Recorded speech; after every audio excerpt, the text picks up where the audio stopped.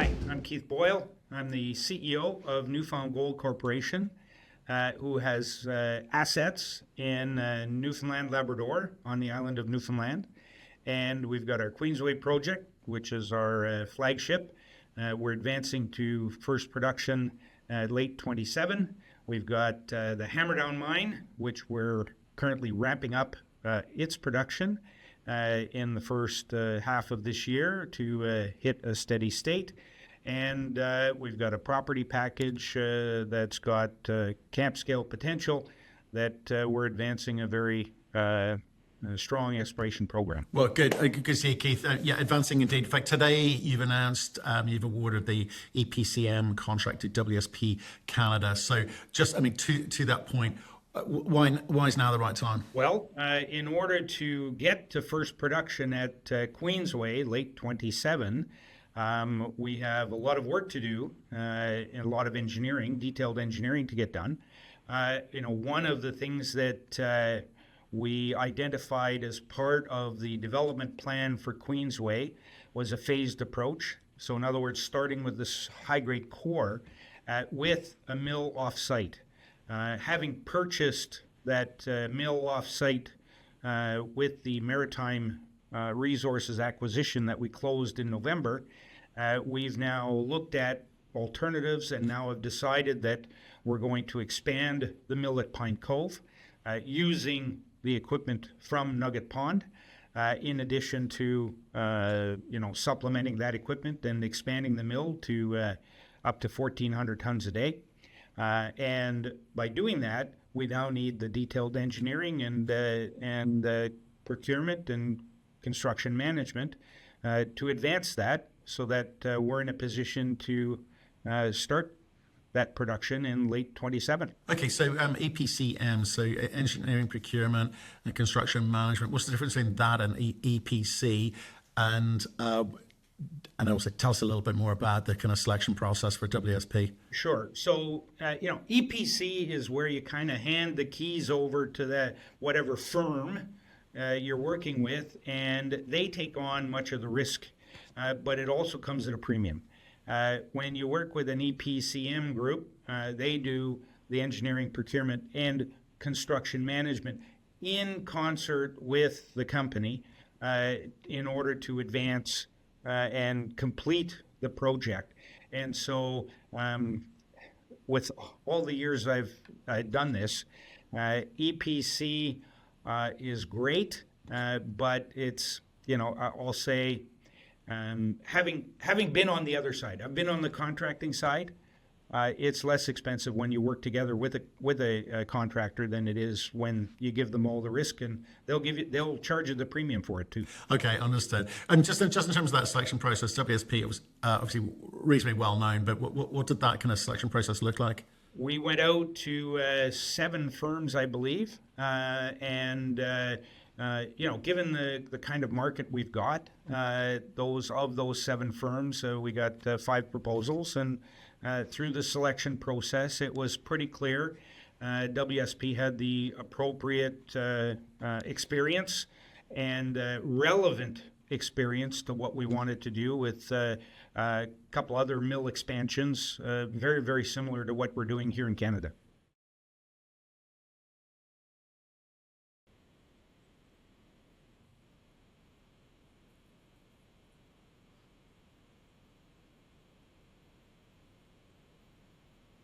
Sure. So what they'll do is with both the mill and the mine, there's still some engineering to do, construction management on the mine to do, but at both spots, they'll do the detailed engineering.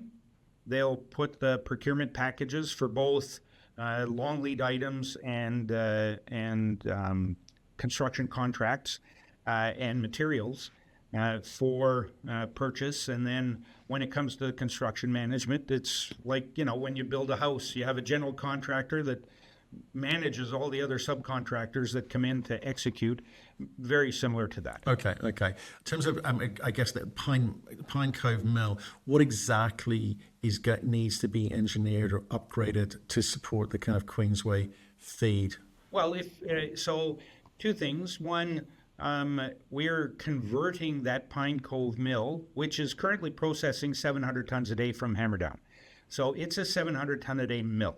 However, it's a grind, flotation, regrind, and leach and Merrill-Crowe circuit. And so we're converting that to a full gravity leach circuit, which is the Nugget Pond. So we're bringing that over and retooling the mill for it to be a CIL, gravity CIL circuit.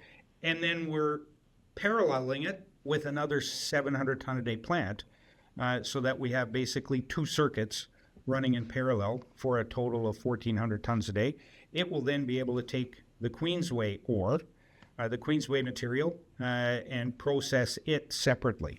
Okay, so I guess one of the kind of key factors in all of this is going to be execution on both sides, WSP and yourself. You're talking about first production in second half 2027. So how do both sides ensure that they're kind of keeping this on schedule? Clearly, you've got to be talking to each other, but what about? Well, so there are a number of, if you will, plates spinning on sticks. You know, you go to the carnival and there's plates and you always got to keep them turning. So we have Jared Saunders, our VP of Sustainability. He's advancing the permitting. So we're looking to submit our application for the environmental assessment environmental assessment permit in this quarter, late this quarter, and that will keep us on track in the permitting of Queensway. As well, we hired Cutfield Freeman to look at our project financing for the development of Queensway. And so we're now in that process of determining what that financing will look like as part of this, but we're encouraged to see the interest that we're getting. And so with that, with those two main pieces in place, now the next piece or the other piece was to have the right engineer that would do the engineering and then be able to take it and execute on the engineering that they were going to do. So for us, those are the three main pieces that we wanted to put in place this quarter. And so this is the first tick in the box, if you will, on the advancement of the phase one at Queensway. Was this always going to be the approach? Because I was talking of spilling plates. You know, you've got a lot of things going on outside of this kind of starter project. You know, was owner build approach an option for you, or given your experience, do you think you've made the right choice? Look, I mean, when I've done a number of these at single asset type companies, small companies, you don't have enough wherewithal within the companies. You don't have the horsepower to be able to execute on something like this on your own. And so it'd be foolish not to bring in the appropriate expertise. And for us, going through the process and selecting WSP amongst a number that we're quite excited to provide proposals, you know, we're really pleased with the team, because it's always about the people that they propose as well.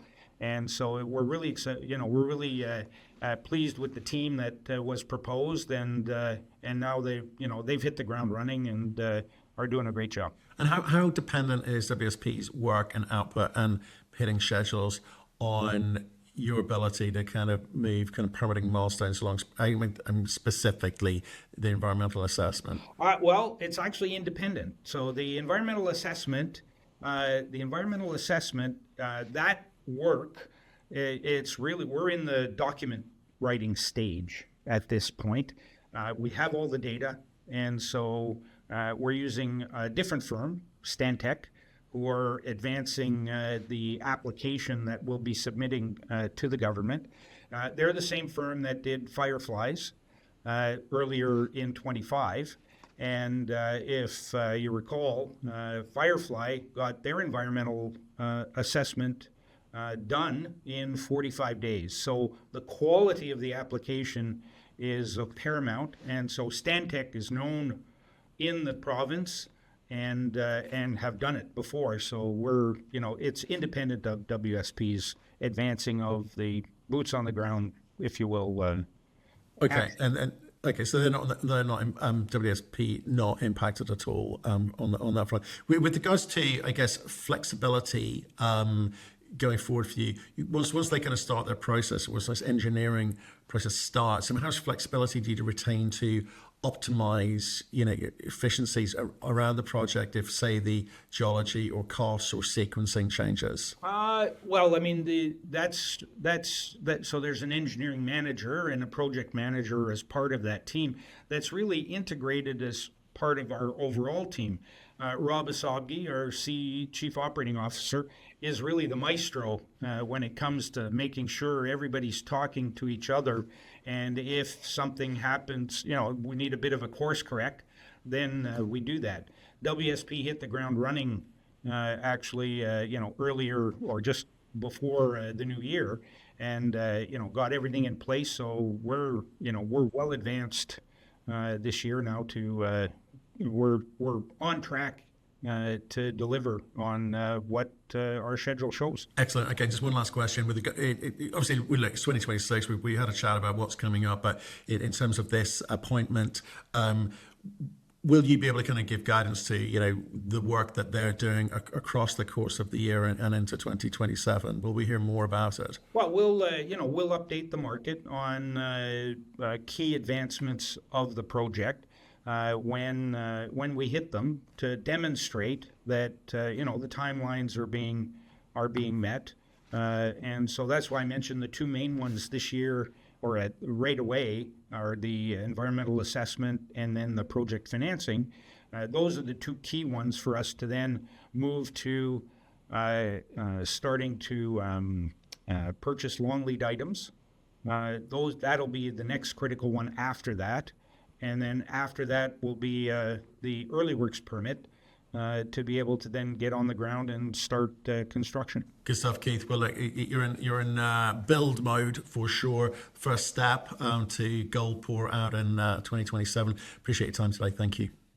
Thanks, Matt.